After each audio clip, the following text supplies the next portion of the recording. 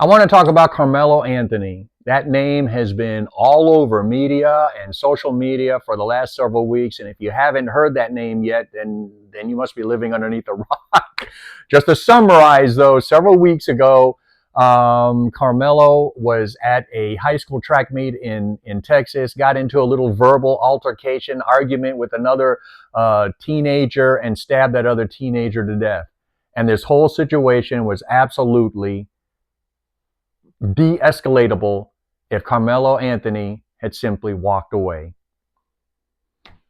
My name is John. I'm a retired police officer, an Army veteran, and a certified crisis intervention specialist. My team and I travel the country conducting very dynamic, realistic conflict de-escalation training seminars for all sorts of businesses and churches.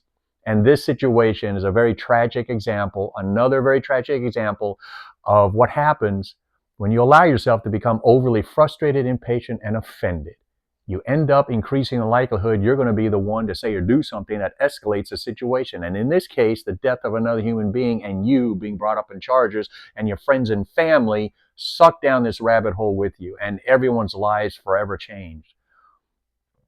Starting at the beginning, Carmelo Anthony required a certain amount of character and integrity to recognize that there are certain laws, rules, regulations, and boundaries that would dictate it's not a good idea to be in the opposing teams, under this opposing team's tent.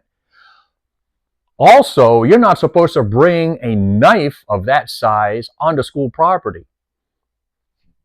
And then on top of that, he needed self-discipline to also recognize, I just need to walk away. If Carmelo had just simply owned up to it when he was called out for being in the wrong place, the wrong tent, wrong time, and just simply apologized, hey, man, my bad. I was just here visiting some of my buddies. Gone. This whole thing would have been over in about 4 seconds. But when he allowed himself to become offended because he was being spoken to in a certain manner, it doesn't matter if the guy was rude, obnoxious, and stupid about it. The point is, you were not where you were supposed to be. Just own up to it and walk away. Why would you argue that point? You're not even supposed to be there, much less have a weapon. And then on top of that, it's coming out that Carmelo reached into his bag to grab the knife, and he's also making comments like, touch me again and watch what happens. That doesn't sound like someone trying to avoid conflict. That sounds like someone who's trying to be aggressive, confrontational, challenging, trying to escalate the situation. Okay, so what we got are two teenage boys thumping their chest, bumping their chest, acting the fool in front of their buddies and the pretty girls. Okay, I get it.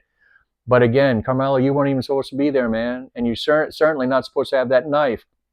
Trying to claim self-defense now, but I have yet to read anything, nor has his people put out details that justify and say that this rose to the level of self-defense. I have not seen injuries on any of the pictures, like his mugshot of Carmelo. I haven't seen or read anything that shows that this was anything more than just a verbal argument and two teenagers talking smack at each other. And one got his feelings hurt, so he stabbed the other one.